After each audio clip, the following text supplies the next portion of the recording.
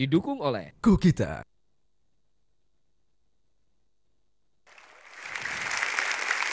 Nah, menarik sekali karena kemudian Pasopati itu punya satu cara untuk membuat lawan menjadi bersimpati. Misalnya ketika bertandang ke Surabaya, Persibaya. Itu kalau nggak salah Pasopati ngumpulin uang ya. Ngumpulin uang untuk apa waktu itu? Kami mencarter gerbong kereta api. Mencarter. Kereta api. Kereta api. Hebat. Jadi ada 12 gerbong. Karena apa? Kalau nggak mencarter, waktu kita nggak pas di sana. Oke. Artinya apa? Bahwa dengan mencarter, jamnya lewat hitungan saya. Datang dari Solo tengah malam, pagi hari, sampai sana jam 12 siang, langsung ke stadion, bertanding, terus pulang. Kalau kami pakai Dengan jamnya kereta charteran? charteran. Kalau kami pakai kereta api yang sesungguhnya itu berangkatnya jam 12 malam. Pasopati Express from Solo With love. with love. Bukan, jadi, ya. Itu namanya KLB, kereta luar biasa. Tajuknya From Solo with Love, dari Solo dengan cinta. Ya, bukan Terus? dengan batu. Iya. Sampai di sana katanya Sampai sana, uangnya untuk apa jadi itu? saat itu ada pemain sepak bola Eri Ranto. Dia Persebaya? meninggal. Persebaya. Dan Itu pemain nasional. timnas juga, hanya seminggu sebelumnya dia meninggal dunia. Nah, kami tentu bukan tebar pesona, tapi ini serius itu. Akhirnya kami lewat siap gerbong, kami membuka kotak infak itu, yuk siapa yang bersimpati biar nyumbang. Terus? Sampai di Surabaya, kami serahkan di tengah stadion, Ya. kami serahkan kepada manajer Persebaya dan tolong sampaikan.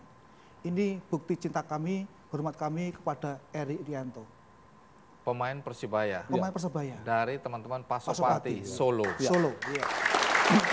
Nambahin. Nah, itu Bung Andi ya. Jadi saat itu kita juga mengumpulkan, jadi masing-masing anggota itu satu gelas beras. Ngumpulin beras. Beras. Jadi waktu itu langsung Ini dibawa. supporter atau pedagang kaki lima? Ntar dulu ada sejarahnya. Ada sejarahnya. Ada sejarahnya. Itu Soal kata kunci. sejarah penting saya. ini. Jangan Jadi, sekali-sekali jangan melupakan sejarah. sejarah. Jadi setiap anak, setiap suku Pasopati itu mengumpulkan, jadi setiap anak itu mengumpulkan beras, membawa satu gelas itu loh. Waktu kereta api udah berjalan, Pasopati Express from Solo with Love, itu ada petugas yang dari gerbang depan itu bawa karung itu. Langsung dikumpulin. Untuk apa ngumpulin beras ini? Kami sumbangkan ke panti asuhan yang paling dekat dengan stadion. Stadion mana? Stadion Tambak Sari, Tambak Sari, Surabaya itu. Surabaya. Jadi mungkin stadionnya, panti asuhannya sering kena lempar batu atau apa itulah, Iya. saya tidak tahu. Sekarang dapat beras dari Ya sekedar Pasopati. tali asih. itu salah satu trik Cara untuk untuk mengambil simpati. mendidik diri sendiri, Iya. diri Pasopati untuk berempati pada orang lain walaupun itu tim lawan itu loh. Itu yang membuat Pasopati juga dicintai oleh lawan. Insya Allah. Iya.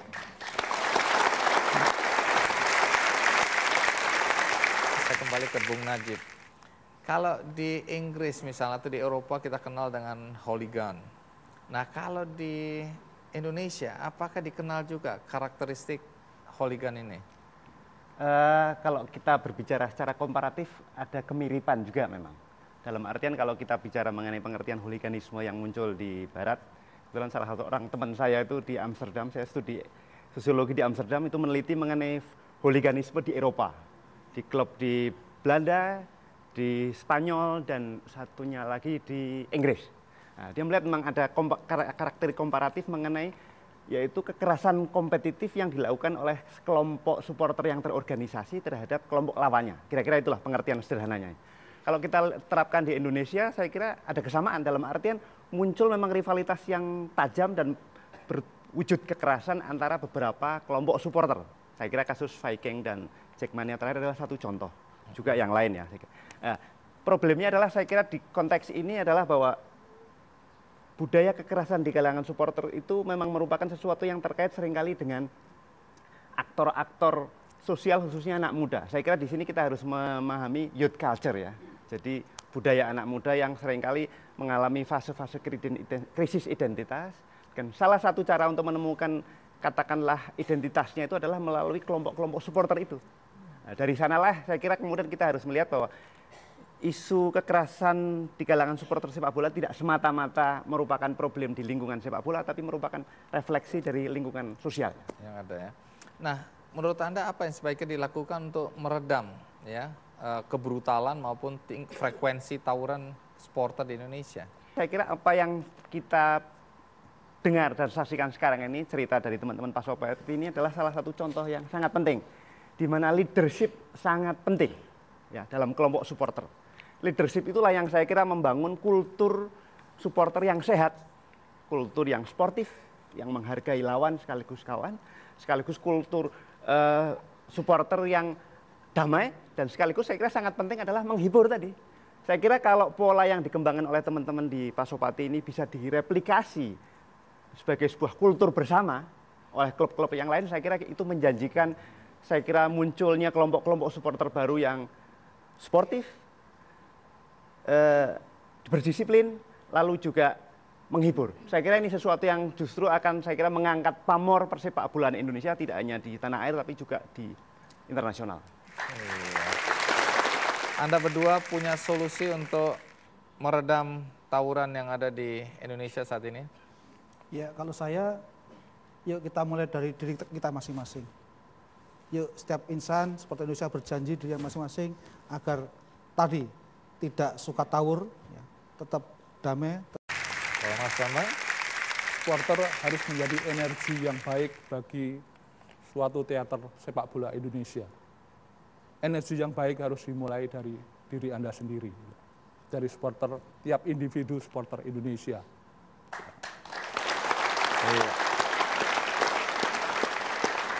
Iya, saya lihat Mas Bambang ini supporter, suka sepak bola, tapi juga penulis banyak buku nih ya. Ini buku-buku Anda ini ya? Ya. Macam-macam buku Anda sudah buat. Dan yang menarik, hari ini Anda ingin berbagi buku Anda ya. Jadi, siapa yang di bawah kursinya ada pita warna hijau akan mendapatkan bukunya Mas Bambang. Comedicus Erectus Dan yang Republik Kacau Balo. Iya, banyak. Siapa? Sudah? Angkat tangan. Siapa yang mendapatkan warna kuning? Yang warna kuning otomatis mendapatkan 1 bola dari Adidas.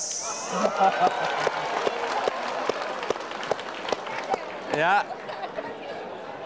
Adidas mempersembahkan 50 bola untuk Anda yang hadir di sini. Baik, di akhir acara ini saya akan membagikan 1 buku bagus terbitan Gramedia, yaitu Pohon Abadi dan 100 cerita inspiratif dari seluruh dunia, akan saya bagikan satu-satu untuk Anda.